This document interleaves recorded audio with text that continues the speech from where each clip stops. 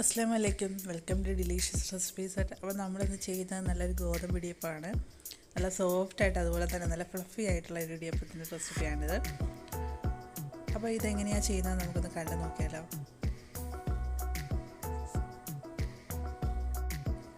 First നമ്മുടെ video കാണുന്ന പുതിയ ഫ്രണ്ട്സ് ഉണ്ടെങ്കിൽ നമ്മുടെ ചാനലൊന്ന് സബ്സ്ക്രൈബ് ചെയ്യാനും മറക്കരുത്. എന്നാലേ അടുത്ത ഞാനിടുന്ന വീഡിയോയുടെ നോട്ടിഫിക്കേഷൻ നിങ്ങൾക്ക് കിട്ടുകയുള്ളൂ.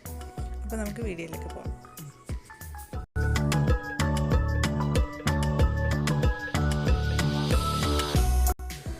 ഗോതമ്പ് ഇടിയപ്പം ഉണ്ടാക്കാനായിട്ട് ഞാനൊരു 1.5 കപ്പ് ഗോതമ്പിൻ്റെ പൊടിയാണ് എടുത്തിരിക്കുന്നത്.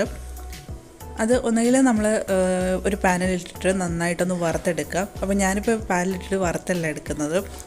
ഈ പൊടി ഞാനൊന്ന് ഒരു സ്റ്റീൽ പ്ലേറ്റിൽ ഞാനിതൊന്ന് സ്റ്റീം ചെയ്തെടുക്കുകയാണ് ചെയ്യുന്നത്. അപ്പോൾ നല്ല വൃത്തിയുള്ള കോട്ടൻ്റെ തുണി ഉണ്ട് നിങ്ങളുടെ കയ്യിലുണ്ടെന്നുണ്ടെങ്കിൽ അതിൽ ഇട്ടിട്ട് കുറച്ച് കൂടുതൽ ഇട്ടിട്ട് നിങ്ങൾക്ക് സ്റ്റീം ചെയ്ത് മാറ്റി വെക്കാവുന്നതാണ്. ഒരാഴ്ച വരെയൊക്കെ ഈ ഒരു പൊടി നമുക്ക് ഫ്രിഡ്ജിൽ സൂക്ഷിക്കാനായിട്ട് പറ്റും. അപ്പോൾ തണുത്തതിന് ശേഷം ഞാൻ ഈ പൊടി ഒരു ബൗളിലേക്കൊന്ന് മാറ്റി ഇനി ഇത് നമുക്കൊന്ന് കുഴച്ചെടുക്കണം. അതിന് മുന്നേ ആദ്യം കട്ടകളൊക്കെ നമുക്കിതൊന്ന് ഉടച്ച് ഞാനൊന്ന് മാറ്റി കൊടുക്കാം.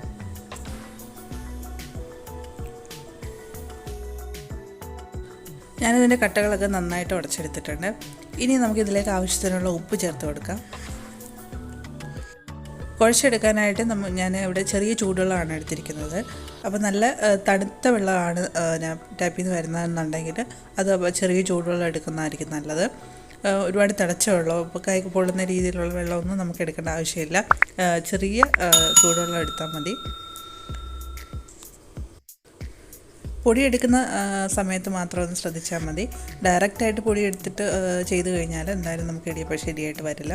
അപ്പോൾ എന്തായാലും നല്ല രീതിയിലൊന്ന് വറുത്തെടുക്കുക. അല്ലെന്നുണ്ടെങ്കിൽ ഇതുപോലെ ഒരു 10 മിനിറ്റ് നന്നായിട്ടൊരു സ്റ്റീം ചെയ്തിട്ട് എടുത്തു കഴിഞ്ഞാൽ നമുക്ക് നന്നായിട്ട് തന്നെ ഇടിയപ്പം ഉണ്ടാക്കിയെടുക്കാനായിട്ട് പറ്റും. മാവ് കണ്ടില്ല, ഞാൻ നന്നായിട്ട് കുഴച്ചെടുത്തിട്ടുണ്ട്. നല്ല സോഫ്റ്റായിട്ട് പെട്ടെന്ന് നമുക്ക് പീച്ചെടുക്കാൻ പറ്റുന്ന രീതിയിൽ കുഴച്ചെടുത്തിട്ടുണ്ട്. ഇനി ഇതിലേക്ക് നമുക്ക് ഒന്ന് ഓയിലൊന്ന് ബ്രഷ് ചെയ്ത് കൊടുക്കാം. ഇനി നമുക്ക് ഇടിയപ്പം ഉണ്ടാക്കുന്ന അച്ചിലേക്ക് മാവിട്ട് കൊടുത്തിട്ട് നമുക്കിതൊന്ന് നന്നായിട്ട് പിഴിഞ്ഞെടുക്കാം. വീശപ്പത്തിൻ്റെ ആയതുകൊണ്ട് തന്നെ ഞാനിതിലേക്ക് തേങ്ങ വെച്ചിട്ടില്ല. ഇതിൽ ഞാൻ തേങ്ങ വെച്ചിട്ടുണ്ട്. ഇതിലും കൂടെ നമുക്കൊന്ന് വീശി കൊടുക്കാം.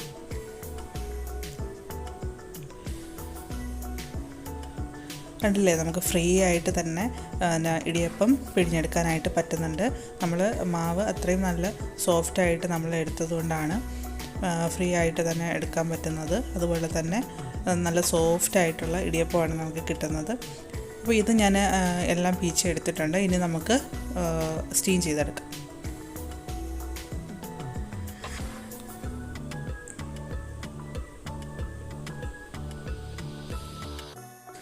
അങ്ങനെ നമ്മുടെ ഗോതമ്പ് ഇടിയപ്പം ഇവിടെ റെഡി ആയിട്ടുണ്ട്. ഗോതമ്പ് ഇടിയപ്പം അല്ലെങ്കിൽ നൂൽപുട്ട്, വീശപ്പം എന്നൊക്കെ പറയാറുണ്ട്.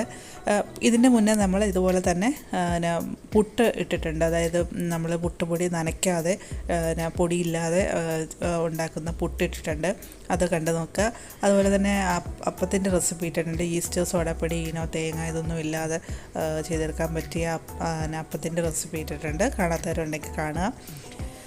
ഇതിൽ ശരിക്കും പറഞ്ഞാൽ നമ്മൾ ആദ്യം ആ മാവ് നന്നായിട്ടൊന്നെങ്കിൽ വറുത്തെടുക്കുക, അല്ലെങ്കിൽ സ്റ്റീം ചെയ്യുക. അപ്പോൾ അത് മസ്റ്റായിട്ട് ചെയ്യുക. എന്നാൽ മാത്രമേ നമുക്ക് ഈ ഒരു ഗോതമ്പ് ഇടിയപ്പം കറക്റ്റായിട്ട് വരുള്ളൂ. ഞാനിത് പല രീതിയിൽ ചെയ്ത് നോക്കിയിട്ടുണ്ട്. പക്ഷേ എനിക്ക് ഈ ഒരു മെത്തേഡിൽ ചെയ്തപ്പോഴാണ് കറക്റ്റായിട്ട് കിട്ടിയിട്ടുള്ളത്.